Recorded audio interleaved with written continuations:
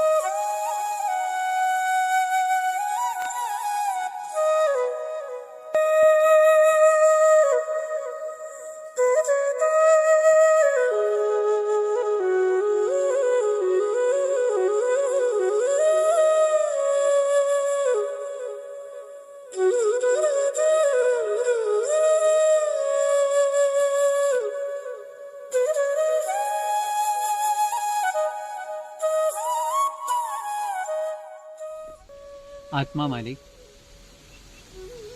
नमस्कार. मी अमृतानंद महाराज, आत्मा मालिक ध्यानपीठ, सद्गुरू जंगली महाराज आश्रम, गोरंबे या ठिकाणी वास्तव्य असतं. माझे गुरुदेव परमपूज्य योगीराज संत धर्मानंद महाराज आणि त्यांचे गुरुदेव परमपूज्य जंगलीदास माऊली म्हणजेच आत्मा मालिक माऊली यांच्या आशीर्वादाने हे विश्वात्मक कार्य पूर्ण विश्वभर सर्व ठिकाणी सुरू आहे. वेगवेगळ्या ठिकाणी आश्रमांची स्थापना केलेली आहे. प्रत्येक आश्रमांचं कार्य हे एका नित्यनियमाने सुरू आहे. गेली 20 वर्ष झालं या ठिकाणी गोरंबे या गावी कागल तालुक्यामध्ये कोल्हापूर जिल्ह्यामध्ये हा आश्रम स्थापन झाला 2003 सालच्या डिसेंबरला. तेव्हापासून या ठिकाणी हे आध्यात्मिक कार्य सुरू आहे. आणि या आध्यात्मिक कार्यामध्ये ध्यान साधनेवरती गुरुदेवांनी विशेष भर दिलेला आहे. आणि ध्यान साधनेला पूरक अशा बाकीच्या सगळ्या गोष्टी देखील बाबा या ठिकाणी करून घेत आहेत. या ठिकाणी प्रत्येक महिन्याला संकष्टीच्या दिवशी प्रवचन, सत्संग, कीर्तन, भजन असे विविध कार्यक्रम चालत असतात.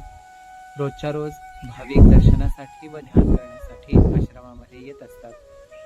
सकाळपासून संध्याकाळपर्यंत 4 आरती होतात. त्या आरतीबरोबरच 1-1 तासाचं ध्यानही घेतलं जातं. असं रोजचं रुटीन. त्याबरोबर आलेल्या भाविकांना अन्नदान करणं, आलेल्या भाविकांची साधनेसाठी जे राहायला इच्छुक आहेत, सेवेसाठी इच्छुक आहेत, त्यांची राहण्याची सोय आश्रमामध्ये, सर्वच आश्रमांमध्ये केलेली आहे.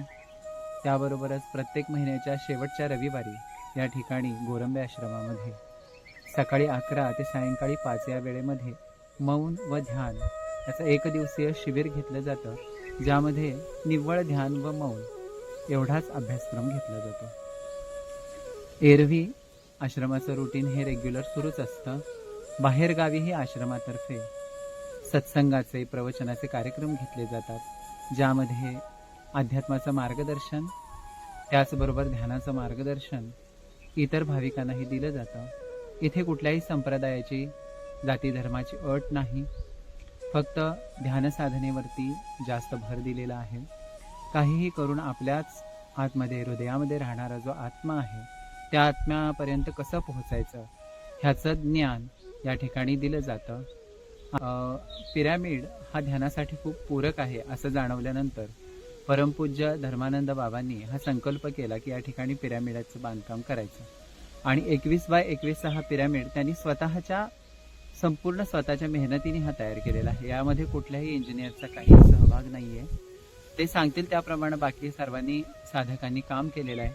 आणि त्यांनीच ते माप वगैरे व्यवस्थित घेऊन 51.52 डिग्रीला अगदी पॉझिटिव्ह असा पिरॅमिड या ठिकाणी तयार केलेला आहे, जिथं साधकांना खूप चांगल्या पद्धतीने ध्यानाचे अनुभव येत असतात. आणि प्रत्येक भागातून या ठिकाणी साधक, अगदी मुंबईपासून बेंगलोरपर्यंत असे सर्व साधक या ठिकाणी पिरॅमिडमध्ये ध्यान करण्यासाठी बऱ्याचदा येत असतात. ह्या इतर सगळ्या ॲक्टिव्हिटीज बरोबर आपल्या आश्रमामध्ये परमपूज्य धर्मानंद बाबांच्या संकल्पानुसार, ज्यांचं देहावसान 2018 सालच्या मार्चमध्ये झालेलं आहे, त्यांच्या संकल्पानुसार संगीत विद्यालय स्थापन केलेलं होतं. ते आजही या ठिकाणी सुरू आहे. आणि संगीत विषयामध्ये रुची असणाऱ्या अनेक साधक, गायक, कलाकार या ठिकाणी येत असतात. आपली सेवासुद्धा सद्गुरूचरणी समर्पित करत असतात. त्याचबरोबर संगीत विषयावरची वेगवेगळ्या संगीतातल्या विषयांची शिबिरं देखील इथं मार्गदर्शनपर घेतली जातात. आणि ही सर्व सेवा इथं निःशुल्क सेवाभावी वृत्तीने आश्रमातर्फे दिली जाते. इथलं वातावरण खूपच छान आहे. निसर्गरम्य वातावरण आहे. पाण्याची उत्तम सोय आहे. जिवंत पाण्याचा झरा आहे. इथं नैसर्गिक झरा आहे, ज्याचं पाणी खूप चांगलं आहे. त्याचबरोबर सर्व राहण्याची, जेवणाची सर्व सुविधा साधकांसाठी, भाविकांसाठी उपलब्ध करून देण्यात आलेली आहे. आपल्याकडे छोटीशी गोशाळा देखील आहे. त्याचबरोबर सांगीतिक ॲक्टिव्हिटीज सर्व प्रकारांनी आणखीनही त्यामध्ये वाढ करण्याचा विचार संकल्प या ठिकाणी सर्व साधकांचा आहे, गुरुजनांचा आहे. त्यानुसार हे संगीत क्षेत्रातील जे काही कार्य आहे ते हळूहळू वाढत राहील. ओम गुरुदेव आत्मावान.